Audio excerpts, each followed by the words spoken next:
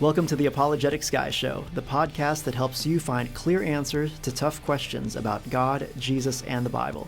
I'm Dr. Mikel Del Rosario, your apologetics guy. I'm also an associate professor of Bible and theology at Moody Bible Institute, where I teach apologetics. And one of the first categories of apologetics we discuss in my classes includes philosophical and scientific questions about God. You know, tell you a little story. A relative once was having lunch with me and said, I guess you just have to decide what you want to believe then, huh? Science or religion? And by religion, he meant Christianity, as if they were totally at odds with each other. And there was just no way that science and Christianity could ever mix, that you could be a Christian and also be a scientist. And so one of the top questions I actually find is just like that. Is Christianity anti-science? That's a question that a lot of people have. And that actually is what we're talking about today on the Apologetics Guy Show.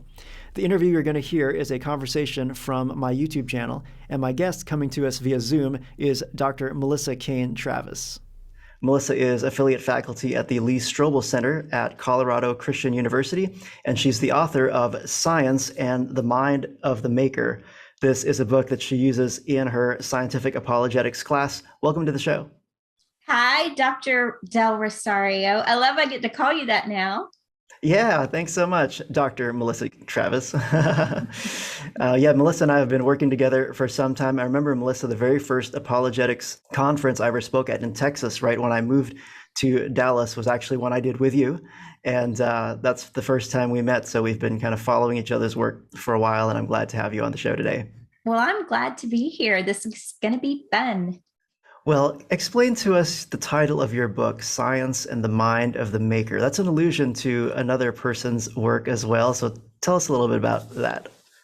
You're exactly right. It's an allusion to a book entitled The Mind of the Maker, and it was by Dorothy Sayers. And she said, when we experience a work of literary art, there is a pathway of communication that's opened up between our mind and the mind of the author of that work. So she calls the author the maker. So we get a glimpse into the very mind of the maker as we're reading the literary art they've produced. And it struck me how wonderfully that could also be applied to God's creation, and how when we observe all that he has made, and when I say all that he has made, I don't just mean the things we observe out in nature. I also mean when we observe the kind of minds we have as human beings, when we observe the rational faculties that we have, we glimpse a little bit of the mind of our maker. And my great hero, the figure from the scientific revolution that I wrote my dissertation on and who is central to my current book project, is the great Johannes Kepler. Mm-hmm. And his statement that gets most frequently paraphrased. If someone has never heard but one statement that came out of the pen of Johannes Kepler, it is that when we do science, we're thinking God's thoughts after him, which is central to my entire philosophy of scientific apologetics. But that's the explanation behind the title of my book. I just added science. So it's Science and the Mind of the Maker, so that I could give a nod to the great Dorothy Sayers, one of my other heroes, and also modify it in a way where it can be applied to the world of science and faith. Yeah, that's awesome. You know, when you think about art, because I'm a songwriter, I'm a musician as well, when you're listening to somebody's song, you're also getting a glimpse into their personal feelings, into their thoughts, into what drives them and their emotions and all that. As somebody who's a podcaster and a content creator on YouTube, you know, God is the ultimate content creator. I think about that. That's pretty cool too. We get to see into the mind of God by the things that he has made.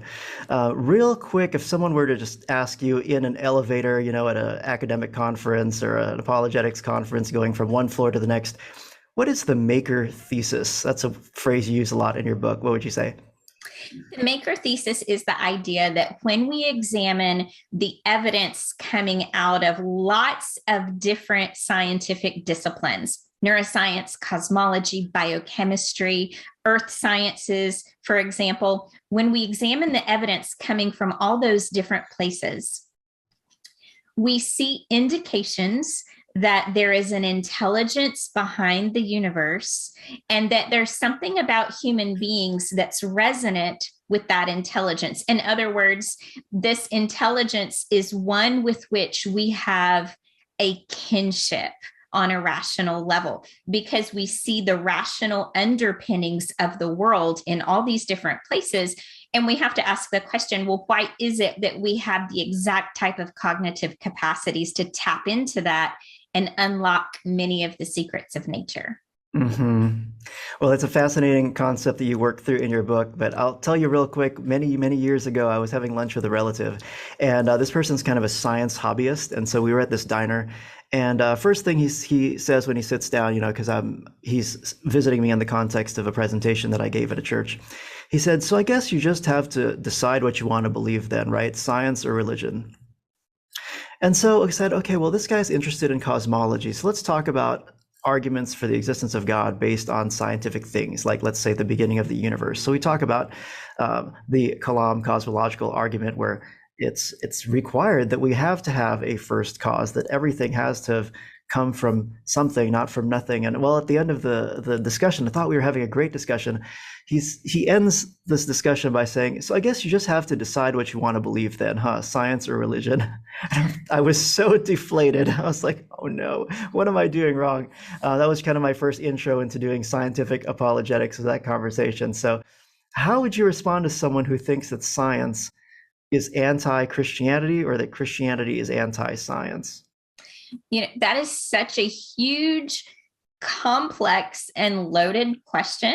Most of the time, if I receive it from someone who's a layperson or who has zero experience in the natural sciences or zero experience with Christianity, the way I respond to that is just to ask them questions. My first question would be, well, what do you mean by that? So what has given you the impression that this is an either or situation? In what areas do you sense a conflict in the claims made by science and the claims made by Christianity? Because if you start answering their question with all these assumptions about where they're coming from with that statement, you're going to get into a lot of trouble, and you're probably going to give them answers that they weren't really looking for. And so it's good to always just start with lots and lots of questions and let them talk for a while first. And then I can go into things like, oh, well, let's talk about the history of the various episodes of tension between the Christian church and the discoveries of science. The Galileo affair, for example, is often a big one that comes to mind with people, even if they know nothing else about the history of science. And then we can go from there. If their issue is, oh, well, I think evolution has completely disproven the reliability of the Genesis creation narrative, then we can talk about that. And that often involves a whole new set of questions about, well, what is it you believe about the Genesis creation narrative? And what is it you believe about evolution? And 9 times out of 10, what you can do is just dig down and get to the philosophical underpinning of the worldview from which they're asking these questions. And oftentimes you can really get their wheels turning just by challenging their worldview on a philosophical level. And you don't even have to be an expert in one of the natural sciences to engage really well. And that's what I always tell my students. If you have no scientific background whatsoever, I want to get you to a place where you feel confident talking about science and faith, regardless of your lack of background in that area, because it can be done, and it can be done very well and very effectively. Mm-hmm. Yeah, I have a lot of apologists on the show. Whenever I ask, how would you respond to this? And they will come back oftentimes with, what do you mean by that? And we've talked about this on the show before, the famous Colombo Tactic by Greg Koukl. It really is a staple that we use in the biz, so to speak. And it's a great piece of advice for anyone. So you don't have to be an expert on everything. First, we need to get clear with what the other person believes so that, like you said, Melissa, we don't just come with our presuppositions and answer a question they're not even asking. And so that's a great place to start, is some version of what do you mean by that. I'll drop a link to Tactics in the description so people can check that out. That book will revolutionize your spiritual conversations.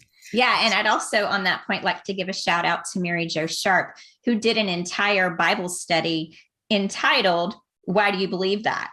And I've taken groups through that study, and it revolutionizes their ability to just have basic conversations in defense of their faith.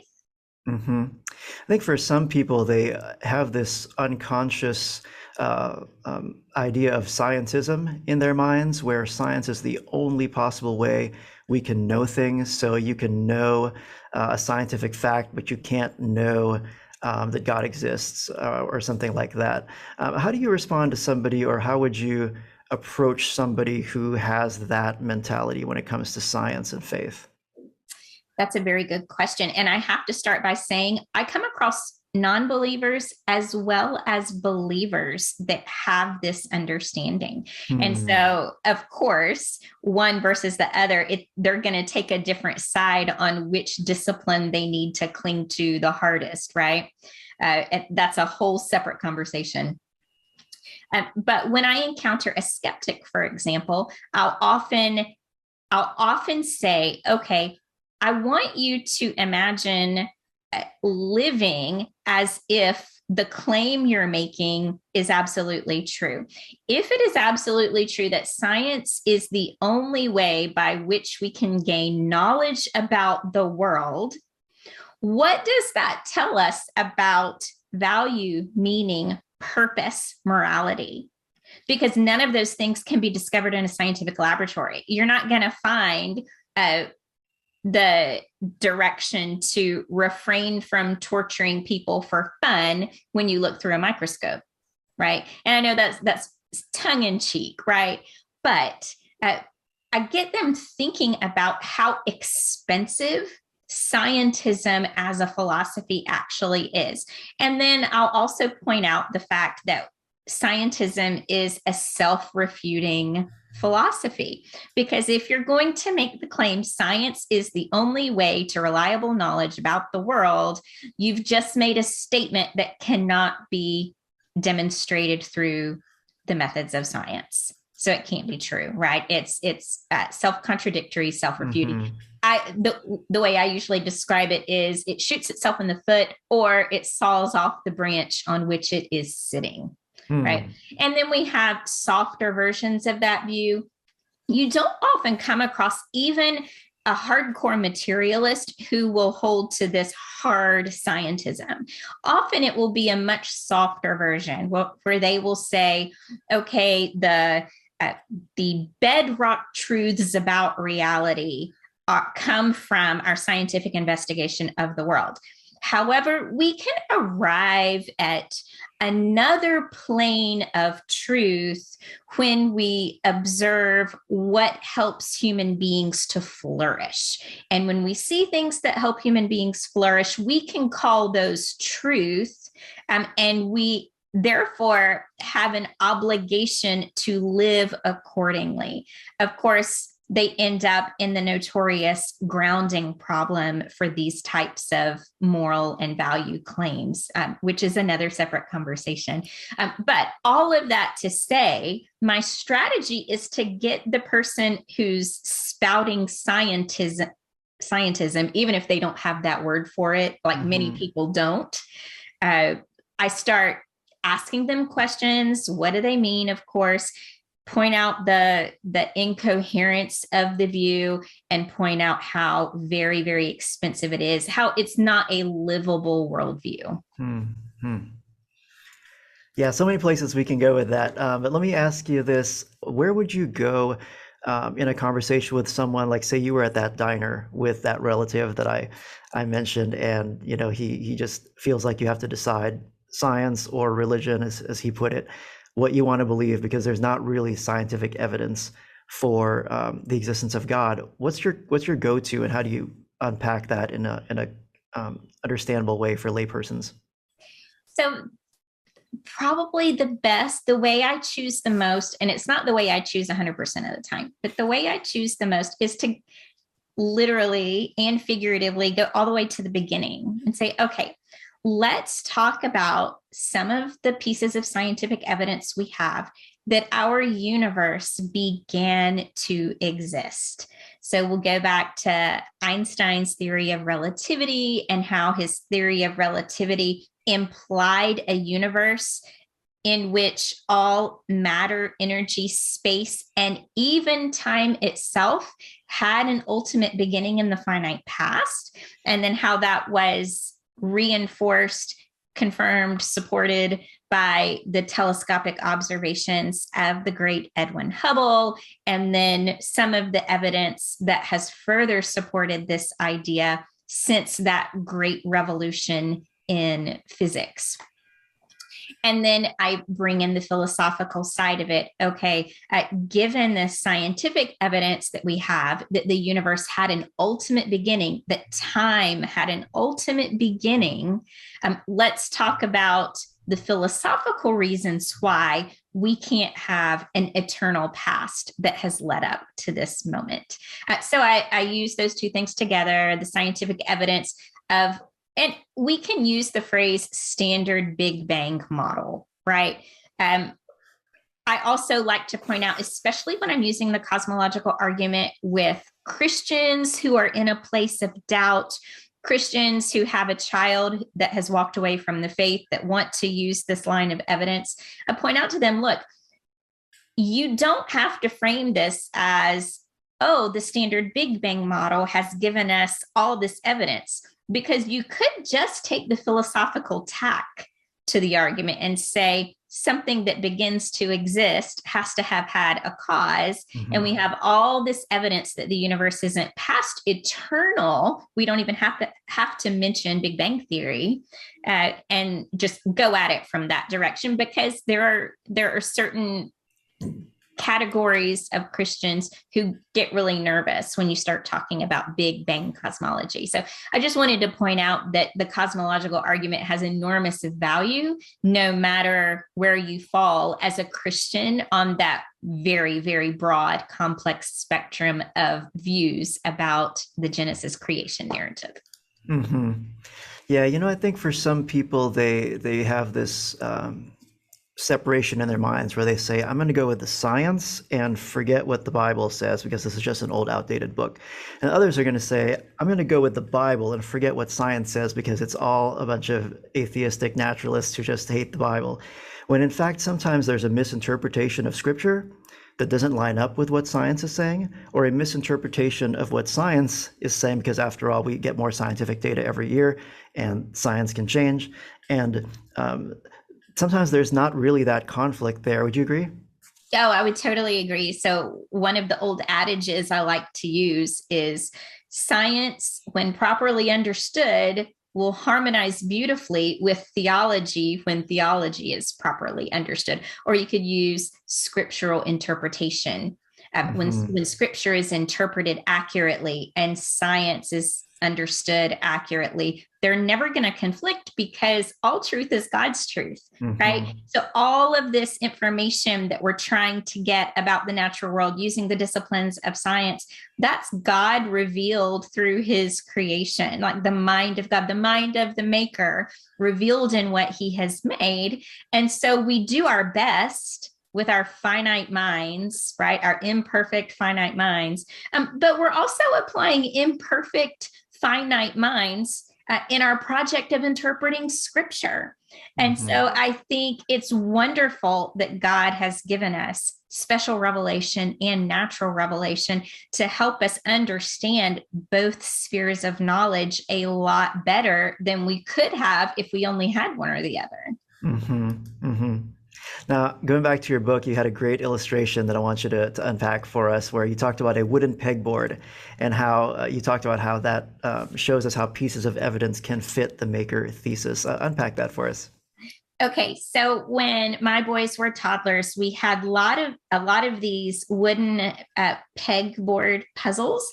And for those out there who are not parents or grandparents and have no idea what I'm talking about, essentially what it is you have this wooden board, and it has cutouts of different pictures that fit within the larger picture framework on the board. So when all the pieces are in, you have this really cool scene. Sometimes it's a barnyard, and the pieces are the animals or the barn structure or a tree, right? And when you get all the pieces in, you have this charming barnyard scene. But when the pieces are pulled out, all you have is like a little bit of a framework for what the picture is going to be once the pieces are put in. If you look at the pieces each on their own, what's interesting is, for example, you have a cow, and on this piece that has the cow, you're going to see around the edges of the piece some clues about the context in which the cow belongs. So some green grass, some blue sky. You might see a little edge of the red barn on this piece that is really dedicated to the cow. Now, when you put all these pieces into the framework, the pegboard framework, what happens is all those little edges that were implying the context all of a sudden make total sense.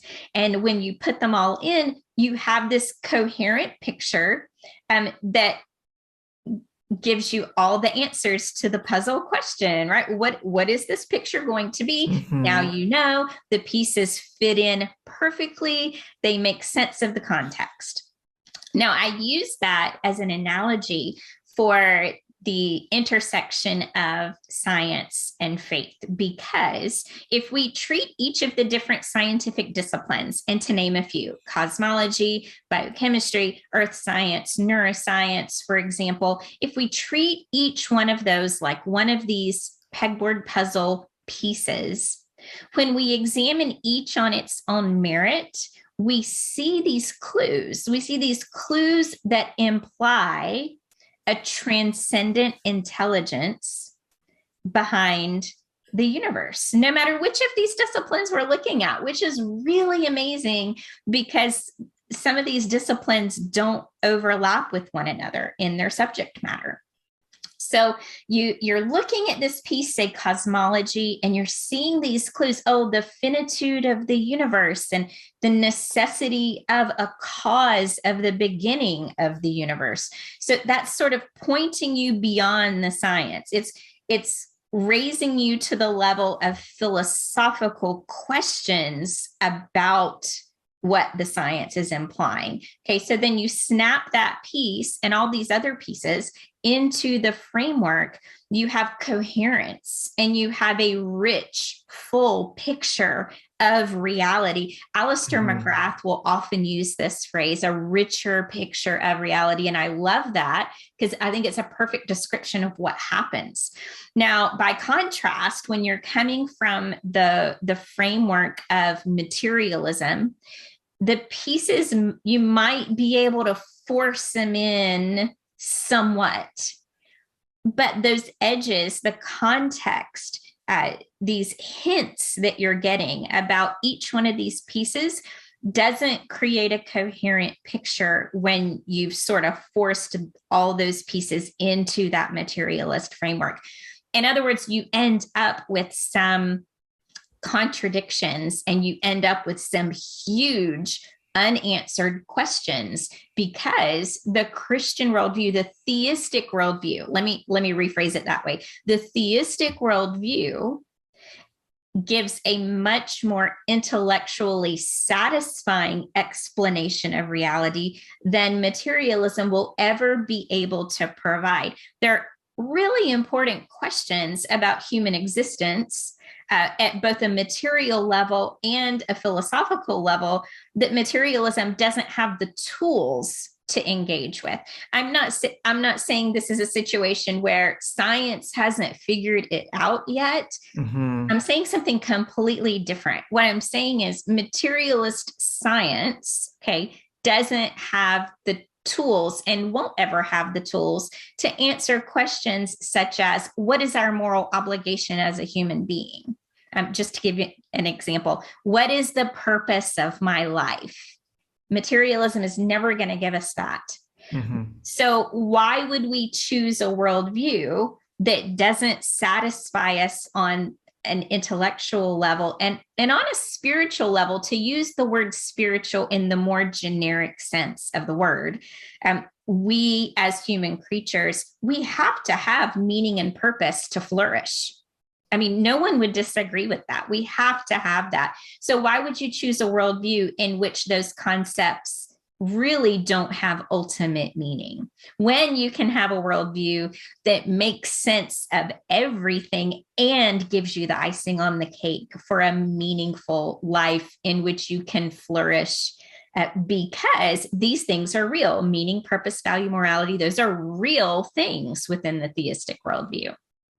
Yeah, we really get a great worldview fit, don't we, when you think about the Christian faith and everything that the Christian worldview implies, not just in areas of faith, but also in all areas of life. Melissa, how does the way science explain how natural phenomenon works? Some people feel like that takes away from the idea of the existence of God, because we can explain how science explains how certain natural phenomenon works. Do you see that taking away from the maker thesis? How do you see that? Oh, not at all. I think the more we learn about the universe, about how things work, about natural law, the stronger the maker thesis actually is. And you have to read the book to understand my full argument for why I'm saying that. But there is a huge difference, a categorical difference between understanding the mechanics of something, understanding absolutely everything about how it works, and understanding, well, what was its ultimate origin? And I'm not talking about, was there any sort of gradualistic evolutionary history behind this thing that I'm inquiring about? I'm talking about even before that could ever get started theoretically, right? So ultimate origins, like let's talk about the ultimate origins of the cosmos. Knowing everything there is to know, which we will never achieve that in the world of science. Knowing everything there is to know about the physics of the cosmos is going to tell us absolutely nothing about its ultimate origin. It will also tell us absolutely nothing about why the cosmos is rational. Like, why is it structured in a beautifully mathematically rational way? And it also can't tell us things like, why is it that we can turn around and then decipher the rationality that underpins the universe? So all of that to say, no, we can learn more and more and more about how things work, maybe how they've developed, and that does nothing to diminish the maker thesis argument. Yeah, I always like to say that evolution is a story about how life changed, but I'm most interested in where life came from. Right. And so let's just table that for a minute and let's talk about, where did life come from? Where did our minds come from? You know, can consciousness come from non-consciousness? Has that ever been observed anywhere? And so, yeah, it's a fascinating area, and it's a place that people don't often go and think about, because they're kind of afraid that, you know, I don't have the science background for it. But some of these philosophical things, like you're talking about, I don't have to be an expert on evolutionary biology to talk to somebody about, you know, does something come from nothing? Does consciousness come from non-consciousness? And what's a better explanation of how we experience the world? You know, theism, the idea that God exists, or just materialism, where at the end of the day, everything is just fully explainable by matter behaving according to law. Is that really satisfying? Is that really what we see when we look at the universe? And you gave a wonderful illustration of what we call the fine-tuning argument. You gave a wonderful illustration of fine-tuning, where someone got a bonus at work and they wanted to buy a car. Unpack that for us, because I think that's a great illustration. It's something that would be very helpful to bring up in a conversation. Sure. Thank you for asking about that. I think it's fun. I spent quite a lot of time constructing this imaginary thought experiment, and it turns out that my students love it. So I'm pretty proud of this little illustration, and I'm not going to read it out loud word for word, but I need to just check a couple details because I can't memorize a number. That's okay. Yeah, there's a very specific number that Melissa wrote in the book. And while she's looking up the page here, I'll just tell you that I thought it was pretty cool because a lot of fine-tuning argument illustrations are really complicated. And it's like, I don't know if that really helped the student more than not explaining it. So, but this was great. So please share. Okay, so my little preliminary remark about this is that my husband is a technician in the ultra luxury sports car industry.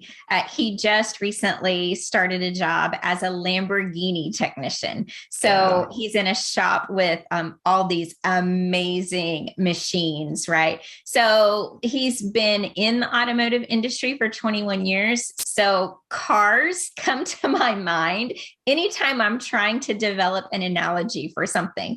So this was so much fun to develop. And I have found by taking this for a test drive, unintended, that students get it. It makes sense to them. And then they go on and they use this analogy I've developed in their apologetics conversation. So the way the analogy goes is that you have this Mr. Jackson who has just made partner at his big firm. And in that event, he's being awarded this big partnership bonus that's a percentage of his past history with the company. And so this big bonus check that he gets on the day of his promotion is $71,369.21. Okay. Because like I said, it's a percentage based on work performance. So he calls his wife. He's so excited, tells her the amount of the check.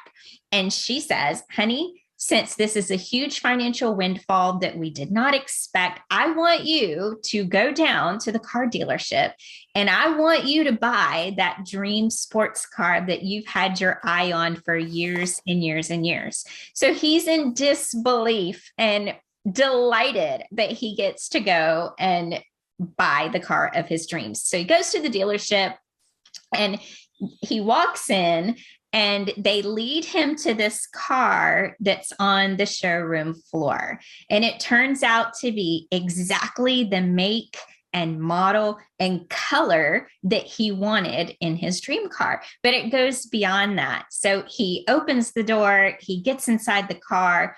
The seat is adjusted exactly right for his size. And the temperature is set to the exact degrees setting that he likes to keep his home and office. And the playlist playing on the sound system has every single one of his favorite songs. And when the navigation screen lights up, it's already cued with a map that shows the path to get him from the dealership to his home driveway. Right. And then there's a cup holder that's exactly right because he's left-handed. And all of these things about this car are super tailor-made for Mr. Jackson. He says, I will take it. This is amazing. So they go, they write up all the paperwork, and they give him the final total with taxes and fees and everything. And the total comes to $71,369.21. So then the question that you ask about all of these circumstances surrounding his car purchase is, would it be reasonable to think that all of that was by sheer blind chance? And so in the same way, when we look at all of the parameters of our universe that are finely tuned for the existence of life and further finely tuned for the existence of complex, intelligent life, we're looking at a very similar situation. We ask the question, is it reasonable to conclude that there was no intelligent engineering behind this? And so what I hope I show through the analogy with Mr. Jackson in the sports car is that we would actually be irrational to think that all of that just happened exactly the right way, right? So just fun stuff. Yeah, no, that's amazing. I love that.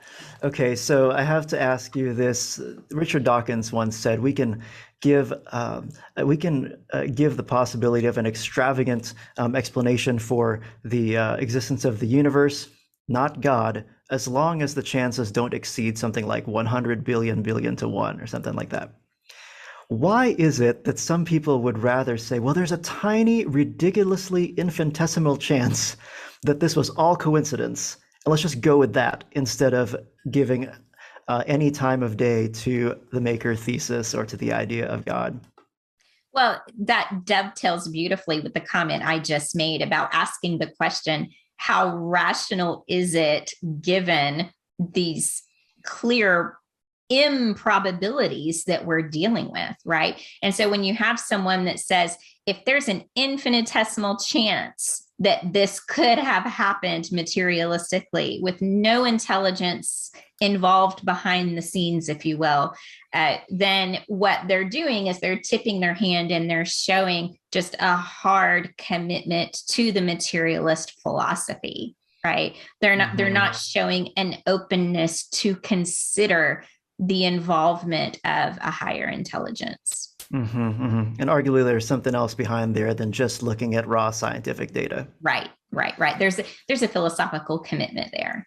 That's right. Well, Melissa, is there anything else you'd like to say about this whole idea of putting together science and Christianity and sharing what we believe with others?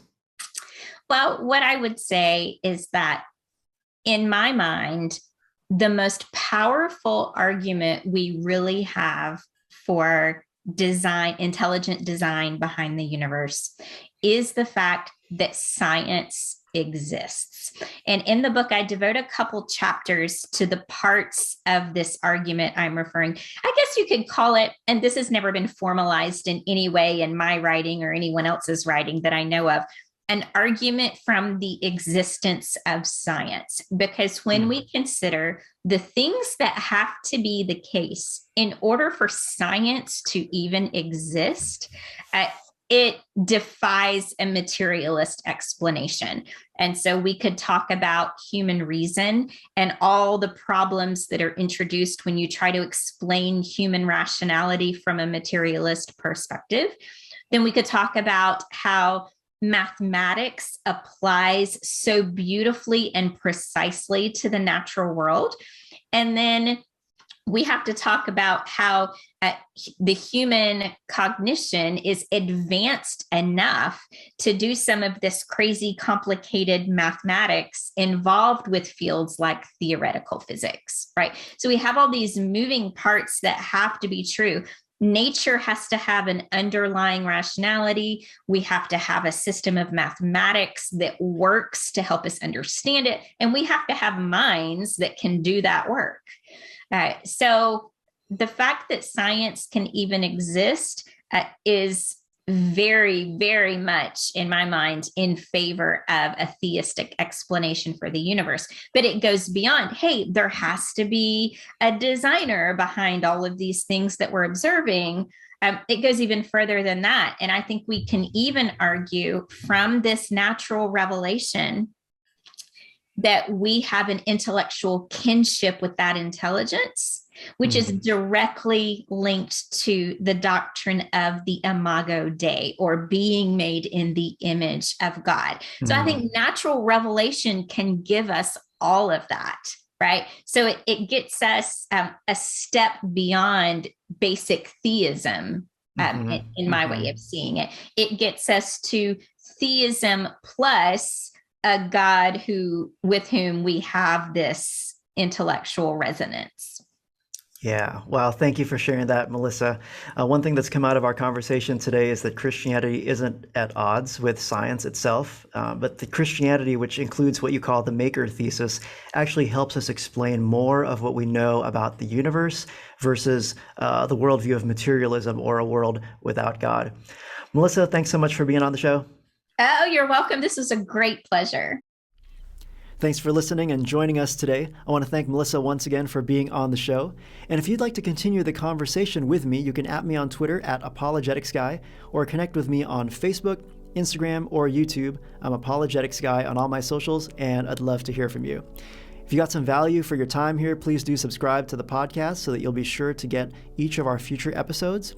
And please help me out by leaving a review on Apple or Google Podcasts or wherever you're listening to the show. It really does get the word out, and it's important for new podcasts just like this one. I'm your apologetics guy, Dr. Mikel Del Rosario, and until next time, keep the faith.